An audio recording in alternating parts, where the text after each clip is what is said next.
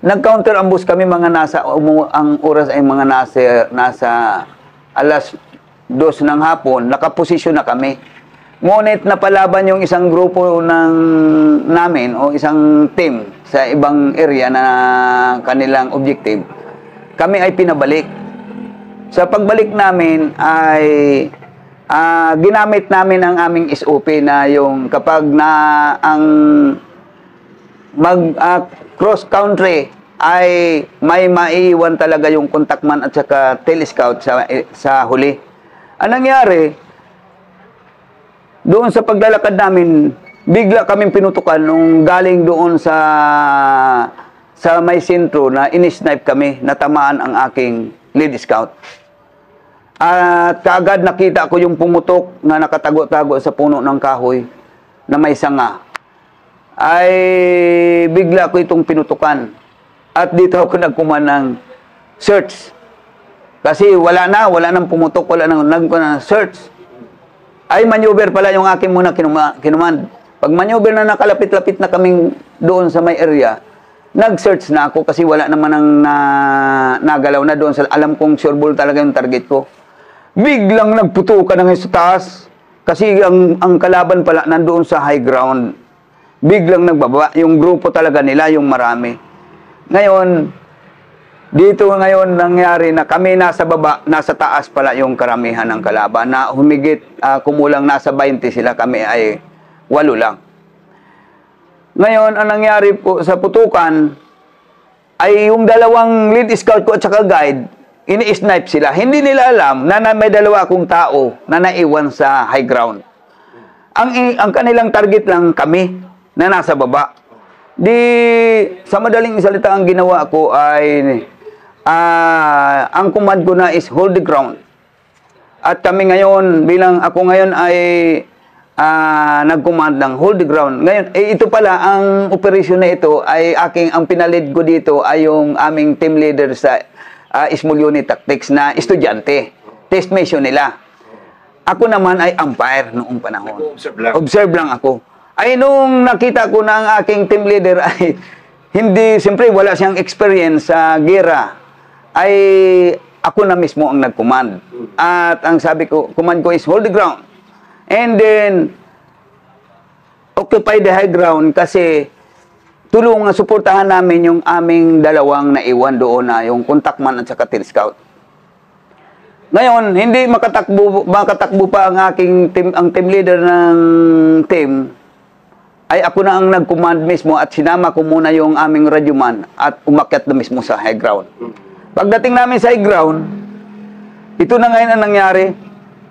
Nagsisipag ako pa lang at saka yung guide ko, o radyoman ko, at saka yung dalawa na nandoon sa posisyon nila na naiwan, ang gumaganti sa kalaban. Nagsisigaw na ngayon ang kalaban namin ng sumuko na kayo. Sabi na, pinapasuko na kami. Di, ang nangyari hanggang nakaakyat na ngayon, kasi nag-cover fire kami, nakaakyat na ngayon itong mga kasamahan ko sa baba. Nakumplito na ngayon kaming 7, 8, kasi nawalo kami kasi ang guide namin ay yung kapko. Naka-skirmisher position kami, kaya lang nasa baba kami. Nasa high ground ang kalaban. Nagkadikit na kami, nagka-joint na kami ng aking contact man at saka tail scout na naiwan sa taas. Sumisigaw ngayon ang kalaban, sumuko na kayo. Gumaganti rin ako ng sikaw. Na pag volume of fire namin ay talagang doon sa mga posisyon nila. Ngayon, nag-command ako ng maneuver to the left. Itong kalaban, pag maneuver to the left namin, nagmamaneuver naman sila to the right. Hinaharangan kami na hindi kami makaakyat. Na sa aking analisa ay may background din sa military tactics o SOP ang NPA. Hanggang sa sumisigaw ang NPA na sumuko na kayo. Marami kami. Kasi talagang marami talaga sila doon sa high ground. Pero ang putok namin kasi ay single target lang talaga. Yung SOP talaga na sa gera talaga na hindi kami basta puputok ng basta-basta na hindi nakatarget doon sa position nila. Ngayon, ang ginamit ko ay silent command. Na ang pass the word, new maneuver, na yung mauna, yung dalawa, papunta sa pinakamataas na lugar at doon ngayon i-volume fire ang mga 1 magazine o 2 magazines nila na ibubuhos nila doon sa kalaban kasi nakapasok na sila sa high ground at saka kami ngayon ang mga susunod na. Ngayon, pag akyat ngayon ng pagkatapos ng aming ng pass the word, pagbalik ng pass the word sa amin, nag-order na ako ng move. Tumakbo na ngayon itong dalawang kasama ko, yung Lady Scout at saka guide papunta sa pinaka-high ground. At doon nila binalbag talaga yung volume of fire. Sumigaw na ngayon ako na nandiyan na ang aming reinforce. Sumuko na kayo, tumakbo na kayo, ayan na ako mga reinforce namin. Di ngayon na nangyari. Nung nandiyan na reinforce namin, biglang nawala ngayon ang mga kalaban. Nung mga ilang minuto na, at saka kami nakit na namin ang high ground. Pagkatapos noon, sumunod-sunod na kami sa maneuver na namin. Naposisyonan na namin ang high ground hanggang sa nagkaroon na ng finishing talaga. Kung pinutukan pa namin ang area doon sa paligid, baka mayroon pang naiwan. Ay wala nang naiwan at kami ay nabutan na ng gabi. Nung madilim na, nag-order na sa amin ang aming company commander na magbalik na kami doon sa area na location nila. At kailangan ay magpanang kasi ang nangyari, wala na, hindi kami makashoot sa madilim na. Kaya ang nangyari, pagbalik namin sa area, dahan-dahan kaming nag-move at hanggang sa nakabalik papunta doon sa area na pinistuhan ng aming mga kasamahan sa malapit sa barangay mismo. Parang ano siya, no? Parang labanan ng sayupan. Kasama doon ang psyops at saka tactics talaga na kung saan, siguro kung hindi natin nagamit ang SOP na yung dapat pag nagkaroon ng crossing sa obstacles ay yung SOP na move by bounce ay siguro baka nadihado kami. At yung kami nang nasa baba pa unang putukan ng sila'y pababa ay nagsisigaw ng aray ko po ang kalaban. Kasi snipe din ang target ng dalawa. Hindi sila nahalata. Kasi nasa taas sila. Ang alam nila, nasa baba lang talaga na ang kasamahan ko, kami. Kaya yun ang nangyari na talagang ako ay naranasan ko nang ako'y sigawan na sumuko at ako naman ay sigawan kami ng kayo ang sumuko, nandiyan na ang aming reinforcement. Labanan na ng sigaw, ano nangyari? Sigawan at putukan talaga at saka yung firepower namin at saka yung kagandahan talaga yung ang target ay kung saan ang Ang kagandahan talaga ang target. ang laging pick target talaga ang pag nagta-target at doon mismo sa expected na posisyon. Halimbawa kasi nyugan siya o kahuyan, yung gilid ng mga pwesto nun, yun ang tinatarget namin doon sa mga kung saan ang expected na posisyon. Single of fire lang ang aming ginamit. Pero anong kuwan? Lugi talaga kayo? Sa posisyon, una, kami ay lugi.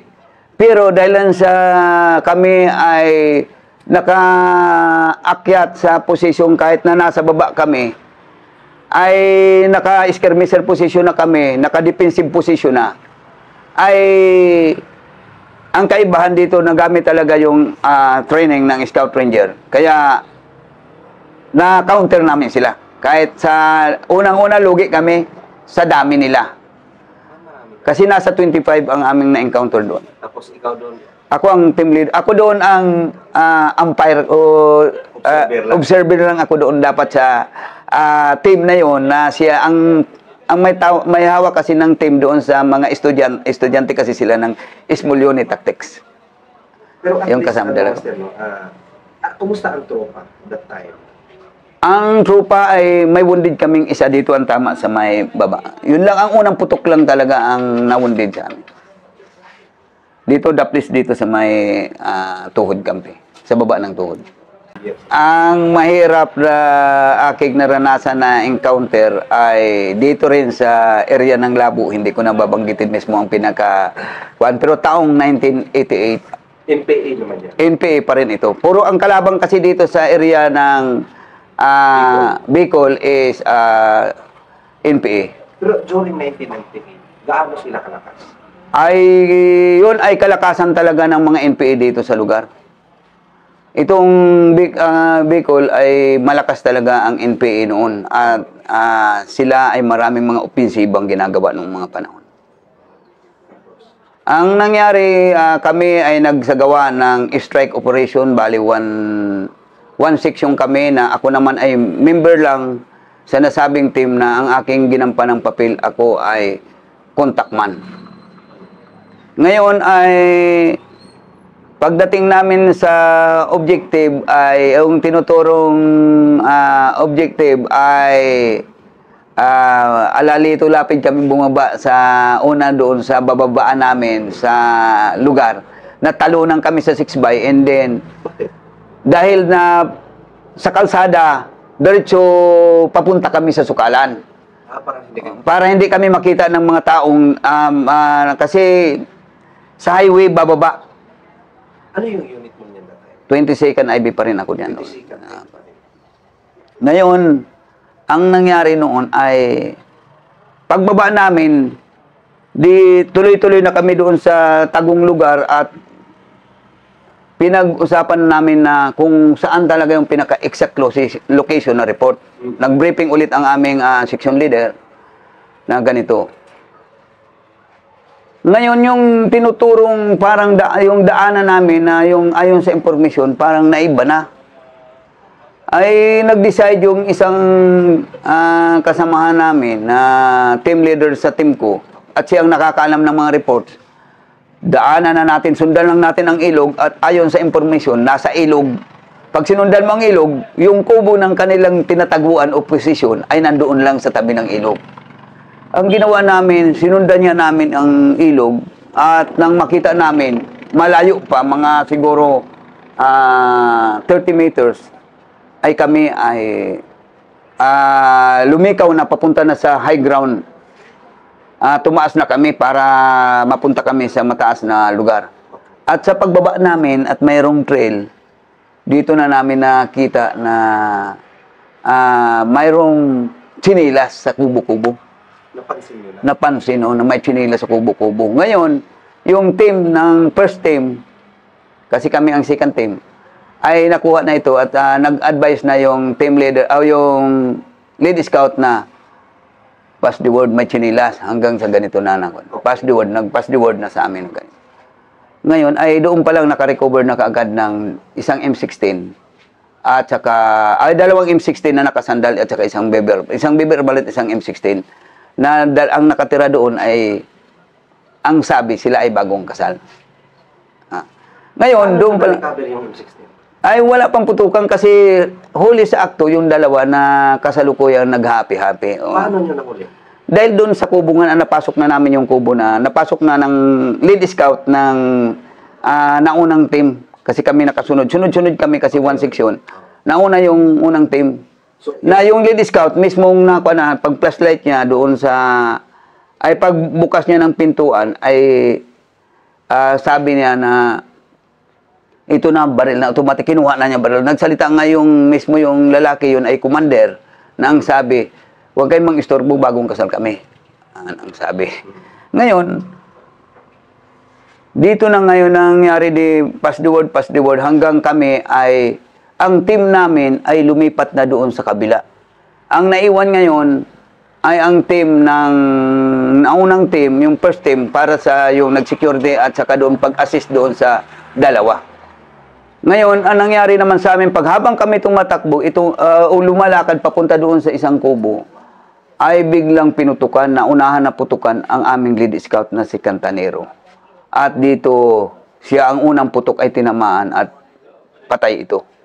Yan ang mahirap. Hanggang sa nagkaroon na ng palitan ng putok, hanggang sa na matagal kami ng kwan. At doon kami nahirapan sapagkat ang kalaban, napapaligiran kami. Napapasok kami sa loob. Mismo.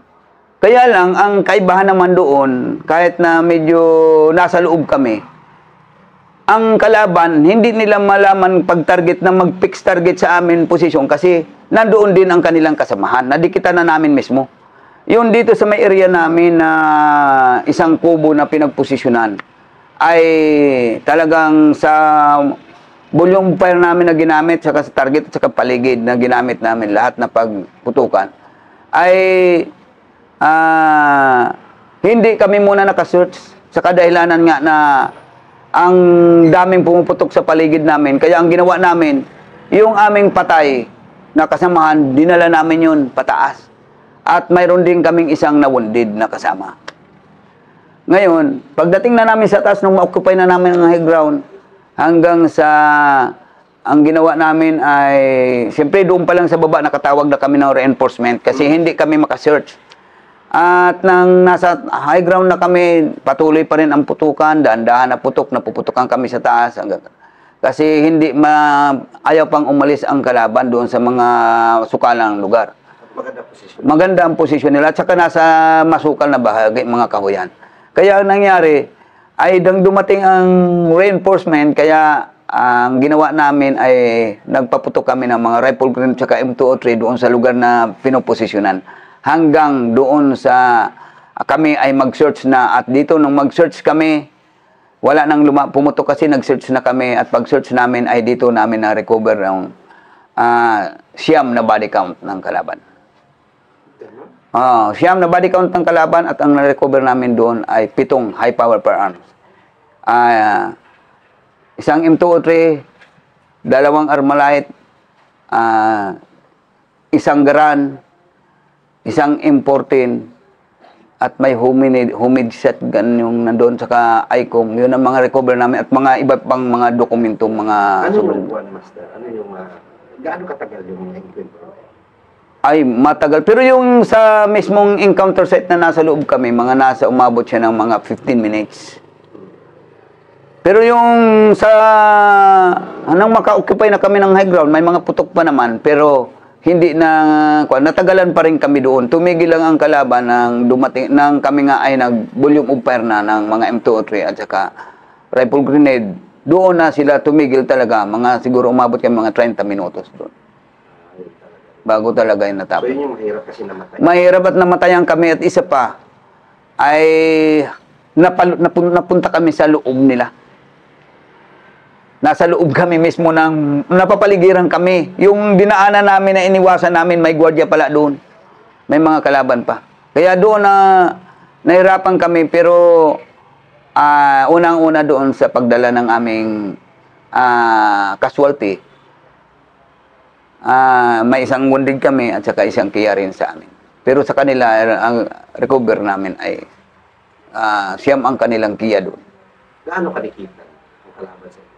Ay, dikitan lang. Yung una, yung mga siguro mga nasa yung kubo na naposisyonan ng mga kalaban, na yung kubo mismo, ang posisyon nila ay nasa siguro mga 15, mga ganun lang ang distansya, mga 15 meters lang yata yan. Ganun ang distansya, at pero yung ibang kalaban, hiwa-hiwalay sila. Balalayo na rin ang ibang distansya, at mayroon din malapit na. Yung security ng yung kasi commander itong na-recover namin, na pasok namin mismo. Commander sila, mag-asawa. Tsaka kasamahan niya, yung mga gwardiya, yung iba kasi, yung gwardiya mismo na on post, yun ang nakatama sa unang lead scout namin. Pero yung nakuha niyo na baril at saka yung tao, naka-hold sa inyo yun? Hinold niyo yan? Hinold na... yung nakuha na niyo ng baril, yung na-surprise niyo? Ay, yun, lahat yun ay, nagkataon na habang na sila ay, ang team, isang team, sana sa area na nila, yung hawak na nila yun, sila ang nag-interrogate, ang ginawa doon ay, ayon sa team leader, ay biglang hinablot ang baril, kaya lumaban ba siya at doon na rin ay nakasama na rin siya doon sa kiya.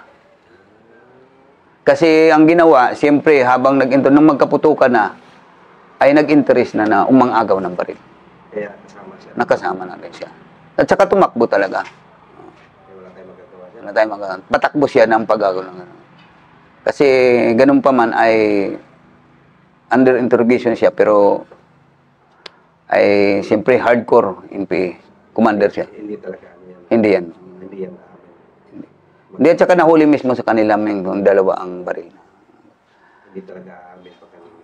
So, parang tested nyo na yan. Ay, po. Sa karanasan talaga marami yan.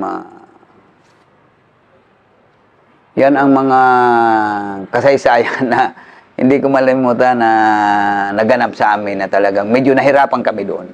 Kasi nakasweltehan kami, nagkaroon ng kaswerte. Gaano kahirap pala yun, Mr. May kaswerte kayo? Ang unang hirap doon yung masakit at nabawasan ka o mayroong namatay sa kasamahan. Pangalawa ay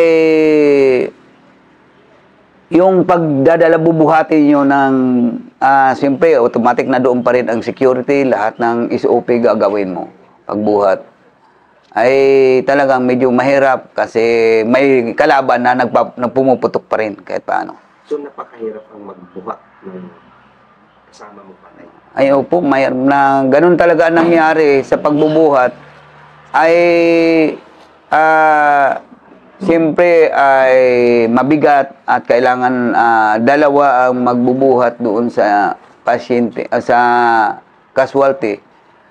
At kailangan siyempre kahit paano SOP pa rin ang gagawin. May naalala ka na, may binubuhat pa, may kalaban pa. Ayun po, talagang kaya lang nandoon yung may security, mayroon talagang para lang sa pagbubuhat, pero ay parang masakit tingnan na may nakaswerte sa kasama. Kahit maganda yung result ng encounter. Ang result kasi namin kaya medyo nahirapan kami. After na lang kasi nang wala na talagang putukan ng magsulis kami, saka lang namin nalaman. Pero ang aming kasamahan, kahit may patay na ito, may tama na ito o casualty na yung isa, binuhat namin yan kung saan man kami napunta. Dinala na namin. Doon sa high ground, dinala na namin. At yung isang wounded namin kasama. Nag-search lang kami nung after na wala nang nag-response na kalaban. Doon na namin nalaman na nakita talaga na-recover na yung mga baril at saka yung kiya sa kanila. Grabe.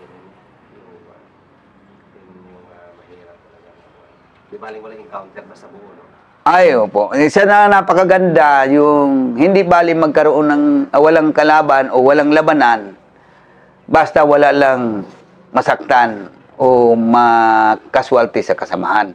Ganon din sa kalaban, masakit din kasi na maka-encounter ka na pag nakita mo may patay din sa kalaban, ay hindi rin talaga maganda. Kung sana maiwasan na wala nang enkwentro, mas maganda kung sila ay magsuko na lang. Mas maganda pa. Anong maganda na... Kahit bilang sa sundalo rin, ano mo rin talaga. Kasi tao pa rin siya, no? Opo, opo. Masakit din sa part mo. Opo, kasi kahit sabihin man natin, iba lang kasi ang ideolohiya nila o paniniwala. Tayo naman bilang tayo nasa gobyerno, obligasyon o mandato sa atin na gawin ang nararapat sa kanila. Kaya lang nga pagdating sa mga, sabi nga, magkaroon na ng encounter, ay medyo masakit na mayroong nagiging casualty. Ang maipapayo ko sa mga kabataan na nagdanais na maglingkod sa ating bayan ay unang-una, lalo na kung sila ang kanilang pangarap ay maging militar, dapat sila ay may pusong makabayan at lalong higit na sila ay dapat maging disiplinado kung sila ay nanunungkulan na o sundalo na, disiplinado. At lalong higit, may Panginoon na dapat na maging gabay na hingi ng tulong sa Panginoon para sa kaligtasan ng bawat isa. Maging sa kasamahan man o maging sa kalaban na sana ang mga kabataan ngayon ay dapat magtuon sila, dapat sa gobyerno lagi sila pumasok, wag doon sa hindi magandang iduluya. So, yun na sa akin, Mr. Unless kung may dagdag ka pa o gusto sabihin. Ang aking masasabi o maidadagdag pa ay maraming salamat sa ISRA National Headquarters para sa pagpunta rito sa area namin at naibigay din namin ang aming mga kasaysayan na hindi namin malilimutan. Maraming salamat sa lahat ng mga Scout Ranger. Mabuhay ang Scout Ranger. Rangers lead the way. Ranger.